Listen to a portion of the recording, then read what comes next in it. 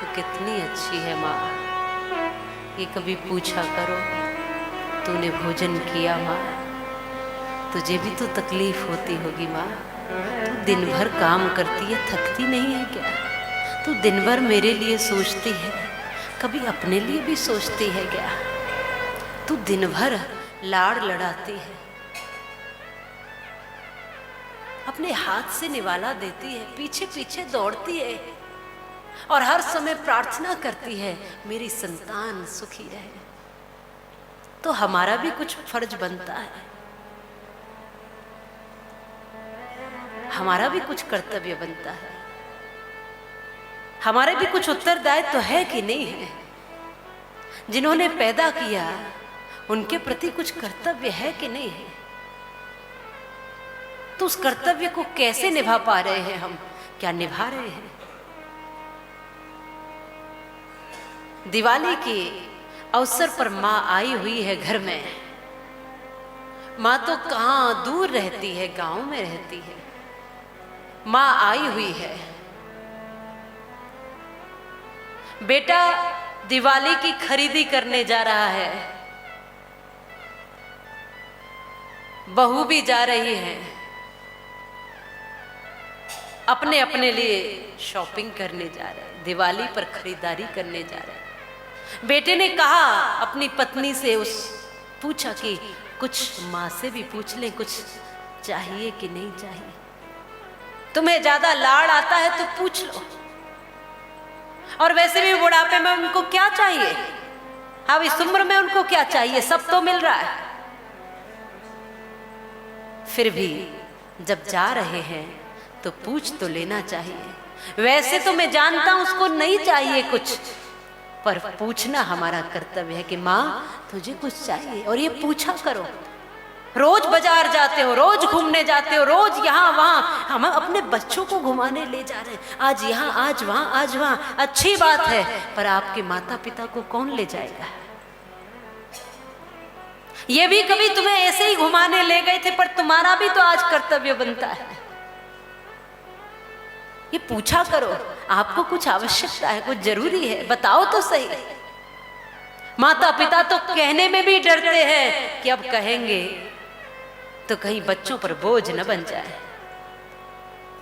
ये पूछ लेता है कि माँ दिवाली की खरीदारी करने बाजार जा रहे हैं, कुछ चाहिए? माँ कहती है बेटा तू बाजार जा रहा है? हाँ माँ, तो मेरे लिए कुछ लेता आना। ये भीतर गई और एक लंबी सी लिस्ट, इसने कुछ लिखा, लिख करके ले आई। बेटा लेता आना, बाजार जाए, कुछ फुर्सत मिल जाए तो। गाड़ी में बैठा, बड़ी सी चिट्ठी दिख रही है।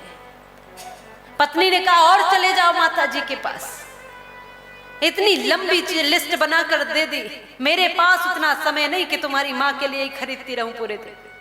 मुझे मेरे लिए भी कुछ करना है, मेरे लिए दिवाली है। तुम्हारी माँ गांव से आकर यहाँ बैठ गई, इसका मतलब ये नहीं कि पूरे दिन उसके लिए शॉपिंग करूं। मुझे भी तो दिवाली मनानी है, अपने बच्चों के लिए खरीदना है, मेरे लिए खरीदना भी बहुत कुछ बाकी है। इतनी लंबी लिस्ट बना दी। यदि तुम्हें ज्यादा लाड़ आता है तो तुम खरीदते रहना, मैं पहले खरीदारी कर लूंगी और मैं घर चली जाऊंगी। कहा कि हम दोनों पहले थोड़ा कुछ खरीद लेते हैं, फिर बाद में देख लेंगे। दोनों एक साथ मिलकर खरीदेंगे तो अच्छा लगेगा। देखो तो सही, तुम्हारी माँ ने इतनी लंबी लिस्ट थमाई है, क्या क्या मंगाया है जरा देख लो। लिस्ट खोली, उसने पढ़ना शुरू किया और उसमें लिखा हुआ था बेटा तू बाजार जा रहा है तो मेरे लिए एक बहुत महत्वपूर्ण वस्तु लेता आना। बहुत दिन हो गए बेटा, मैं जब से यहां आई हूं तब से तू मेरे पास बैठा नहीं है। मैं सुबह देखती हूँ, शाम को देखती हूँ, तू आता है तब कहता है थका हूं जल्दी है, जाता है तब कहता है जल्दी है, काम है, आता है तब कहता है थका हूं, इतनी फुर्सत नहीं है, बच्चों के पास जाना है, पत्नी को भी समय देना है, इसको भी समय देना, तुम्हारे पास बैठने का समय नहीं है। तो सुबह जाता है तब वाट देखती हूँ थोड़ी सी देर बैठ जाए, शाम को आता है वाट देखती हूँ मुझे मिल ले, एक बार तेरा चेहरा देख लूं। जब से आई हूं कई कई दिन हो गए, तुझे देख भी नहीं पाती हूं। तू बाजार जा रहा है तो बाजार जाते हुए मेरा एक काम कर देना, अगर बाजार में कहीं कुछ समय फुर्सत के तेरे पास कुछ पल मिलते हों तो वो लेता आना मेरे लिए। बाजार जाते जाते तू खूब खरीदारी करना, ईश्वर तुझे खूब सक्षम बनाए। सारी खरीदारी के बाद जब तू अपने काम से फ्री हो जाए तो कुछ फुर्सत के पल मेरे लिए भी खरीदता लाना, अगर बाजार में कहीं मिलते हो तो। जो तेरे पास नहीं है। ये पढ़ता जा रहा था और आंख से आंसू इसकी बहते जा रहे थे। माँ आई है तब से तो मैंने उसको देखा तक नहीं है, मैं कैसा अंधा हो गया। किसने संवारा है? माँ कहती है बेटा 9 महीने कोख में रखा है।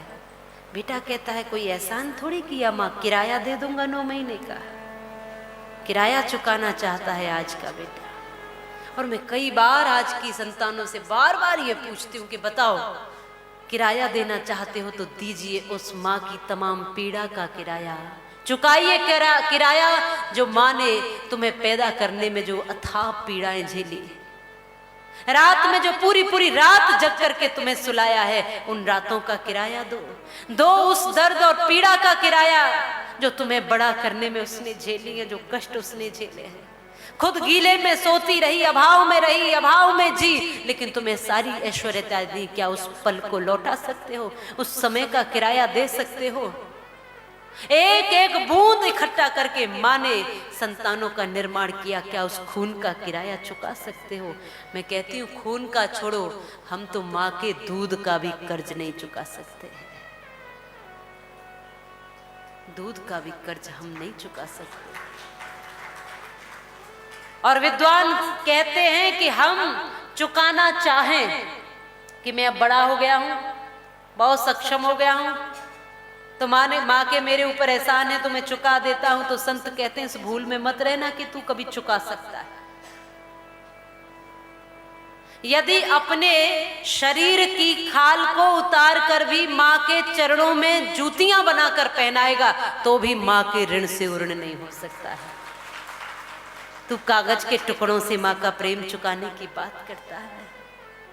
अपनी खाल को उतार करके माँ के चरणों की जूतियां बनाएगा तो भी माँ के ऋण से ऋण नहीं हो सकता है। इस भाव को समझो। विशेषकर मैं युवा पीढ़ी से कहती हूँ, जो भी चैनल के माध्यम से सुन रहे हो, देख रहे हो, थोड़ा तो माता पिता को, थोड़ा तो इधर आओ। जिन्होंने जीवन दिया है उनसे कभी फुर्सत में बैठकर कुछ पल कहिए।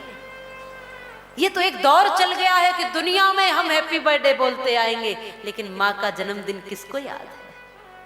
पिता का जन्मदिन किसको याद है? दुनिया को बार बार बधाई, आपको हैप्पी बर्थडे, जन्मदिन की बहुत बहुत शुभकामनाएं। खूब पार्टियां करने जाते हैं, खूब सब कुछ याद रहता है। सुबह पूरी दुनिया को गुड मॉर्निंग मैसेज याद रहता है, कब क्या कहना है, क्या बोलना है, कब फोन चलाना है, कब इंटरनेट पर आना है, कब फेसबुक पर आना है, कब लाइव आना है, सारी बातें याद रहती हैं और सबके लिए समय रहता है। लेकिन बूढ़े माता पिता का जन्मदिन है, बूढ़े माता के लिए कोई पल भी है, ये हमें याद नहीं रहता है। आओ पुनः उस संस्कृति की ओर वापस आओ।